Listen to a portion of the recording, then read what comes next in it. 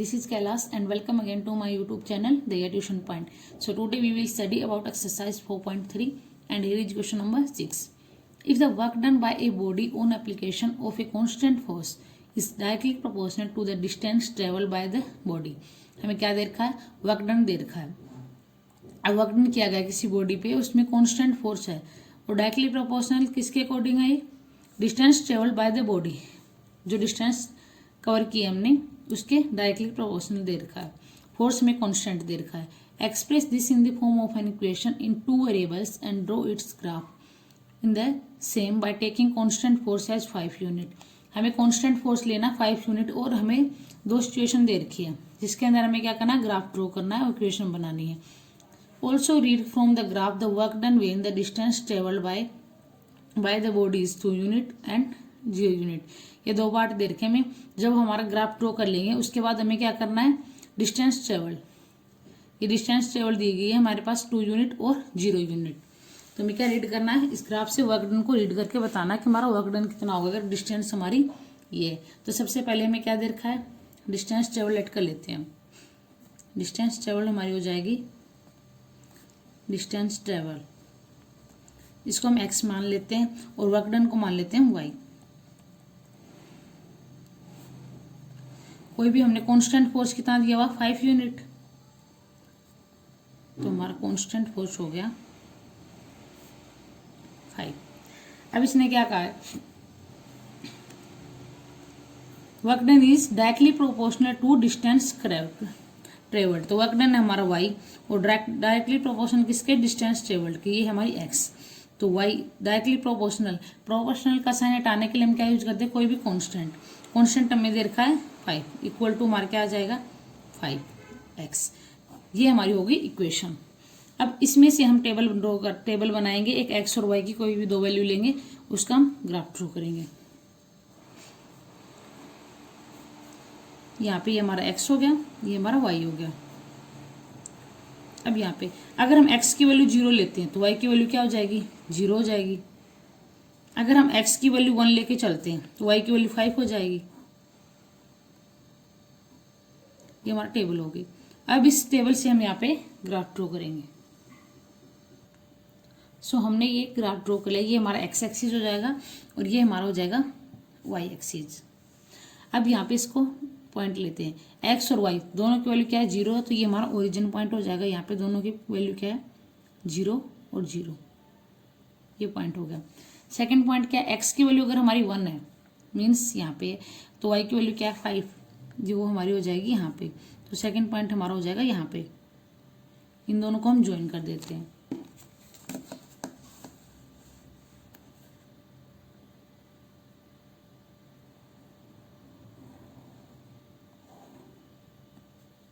तो ये हमारी लाइन होगी यहाँ पे. अब इसने क्वेश्चन क्या पूछा? ये यहाँ पे हमारा पॉइंट क्या है? 1 और 5. पहले x का पॉइंट लिखते हैं फिर y का. अब क्वेश्चन पूछा also read from the graph. Graph से हमें रीड करना कि work done when the work done find out करना. हमें डिस्टेंस दे रखी है फर्स्ट में 2 यूनिट. ये हमारी डिस्टेंस है. ये इसमें हमें कितने दे रखी है? 2 यूनिट. अगर हम इसको 2 यूनिट लेके चलते हैं तो यहाँ पे हमारा वर्क डन क्या हो जाएगा? फर्स्ट पॉइंट करते हैं हम. डिस्टेंस दे रखी है हमारी 2 यूनिट. तो y हमारे क्या है? Work done. तो y हमारे क्या हो जाएगा? 5 मल्टीप्लाई x मतलब 2. 5 2 जा 10. तो वर्क डन हमारे क्या हो गया? 10. तो डिस्टेंस ड्रॉ करेंगे तो सेकंड पॉइंट हमारे क्या हो जाएगा? d की वैल्यू क्या है? 2. सॉरी, यहाँ पे तो हमारे वैल्यू क्या आ गई? 2 और 10. यहाँ पे x की वैल्यू 2 और y की वैल्यू 10. तो ये हमारा कहाँ पे मिलेगी?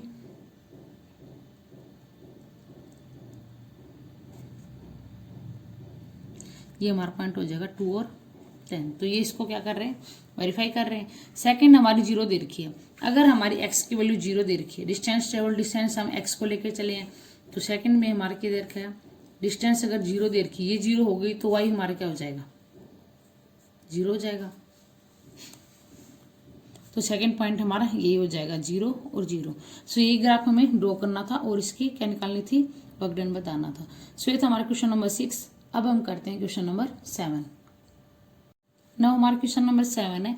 Yamini and Fatima, 2 students of class 9th of A school, together contributed ₹100 towards the Prime Minister's Relief Fund to help the earthquake victims. Yamini और फातिमा 2 स्टूडेंट क्लास 9th के, उन्होंने क्या क्या कंट्रीब्यूट किए पैसे ₹100 प्राइम मिनिस्टर रिलीफ फंड के लिए अर्थक्वेक के विक्टिम्स की हेल्प करने के लिए. Right a linear equation which satisfy the data, draw the graph of the same. So equation बनाएंगे, इसके लिए फिर हम ग्राफ ड्रॉ करेंगे. तो हम लेट कर लेते हैं कि let the contribution of Yamini ने ₹X किए और हमें let the contribution of Fatima का लेट कर लेते हैं हम Y. अब दोनों ने मिलकर कितना कंट्रीब्यूट किया है 100. तो हमारे क्या हो जाएगी इक्वेशन X + Y = 100. इससे हम टेबल बनाएंगे.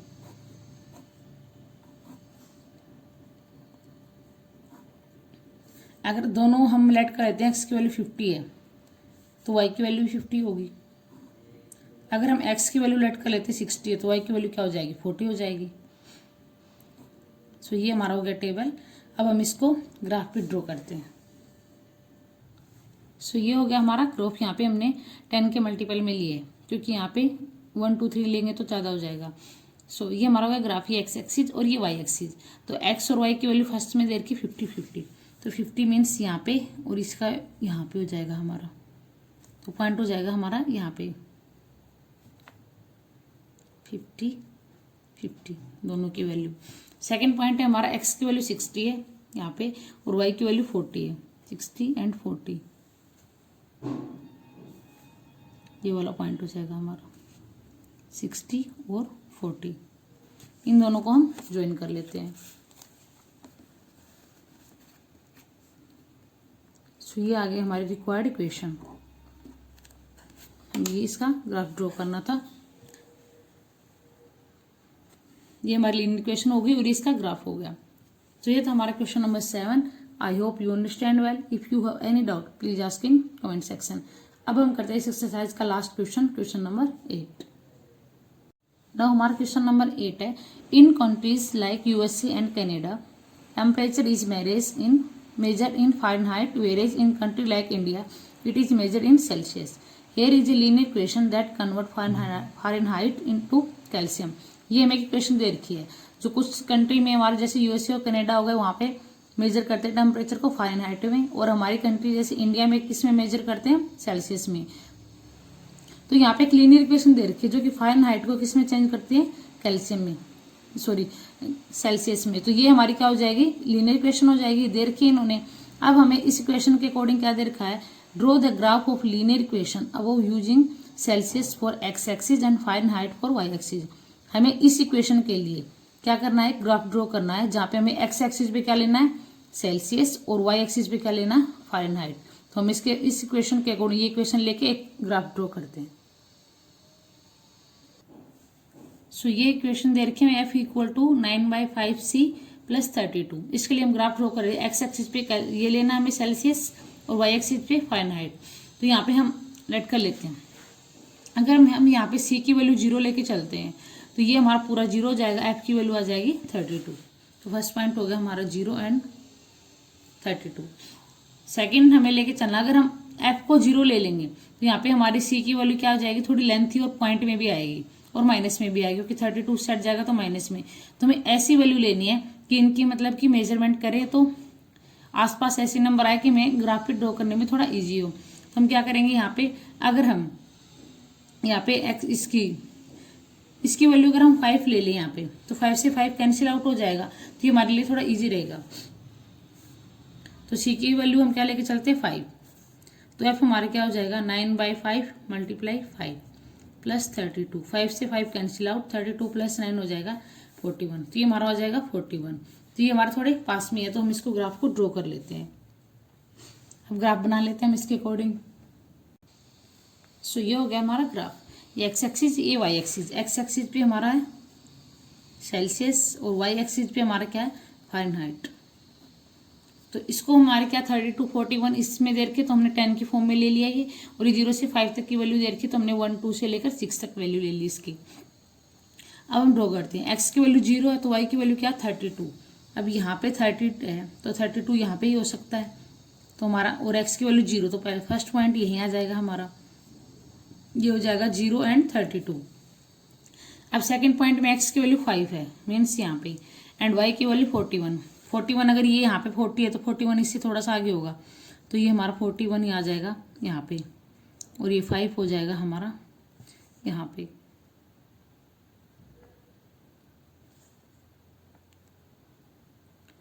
यहाँ पे ये पॉइंट हो गया हमारा 5 एंड 41। अब इन दोनों पॉइंट को हम क्या करेंगे, ज्वाइन कर देंगे।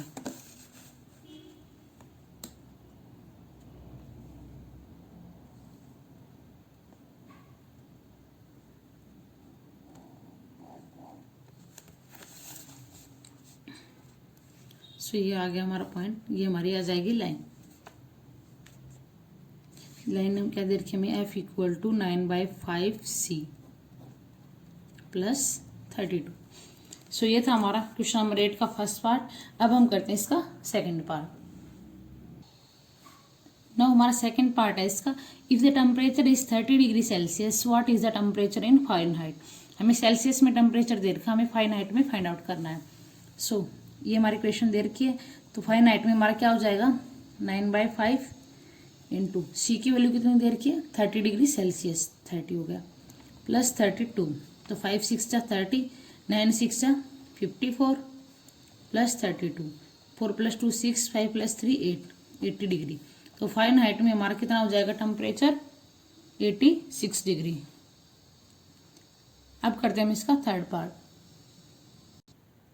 ना हमारा थर्ड पार्ट है, if temperature is 95 degree Fahrenheit. अब की बार हमें फारेनहाइट में दे रखा है, what is temperature in Celsius, Celsius में हमें फाइंड आउट करना है। ये क्वेश्चन हमारी फारेनहाइट में दे रखा है 95, तो एफ की जगह 95, 9/5c प्लस 32। अब 32 प्लस का इस हट जाएगा तो 95 माइनस 32 इक्वल टू 9/5c। 95 में से 32 गया, 5 में से 2 गया 3, 9 में से 3 गया 6, और 9/5c, सी को यहीं पे रखेंगे तो ये सट जाएगा, तो मल्टीप्लाई में 5/9 हो जाएगा। 9 7 जा 63, 7 5 जा 35, तो सेल्सियस में हमारा टेम्परेचर कितना आ गया 35 डिग्री। सो ये था हमारा इसका third part, and here is complete question number 8 and this exercise also. In our next video we will study about exercise 4.4. I hope you understand well. If you have any doubt, please ask in comment section.